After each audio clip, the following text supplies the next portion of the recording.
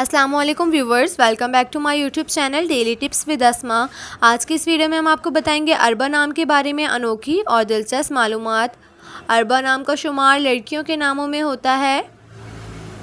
अरबा एक इस्लामी नाम है। अरबा नाम की इब्तिदाई तारीख अरबी ज़बान से निकलती है। अरबा नाम के अफराद के लिए खुशकिस्मत नंबर 7 माना जाता है। माहिरीन के मुताबिक अरबा नाम की लड़कियां बहुत प्यारी होती हैं।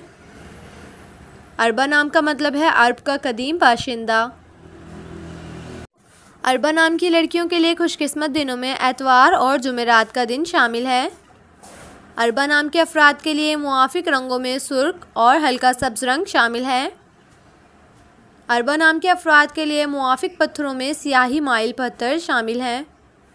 खुशकिस्मती वाली धातों में हिंसों के हिसाब से तांबा और चांदी शामिल हैं। सो फ्रेंड्स, अगर आप अपने नाम का मतलब जानना चाहते हैं तो कमेंट बॉक्स में अपना नाम लिखें। इंशाअल्लाह हम आपके नाम की वीडियो ज़रूर बनाएंगे। Thanks for watching. अल्लाह हाफिज़।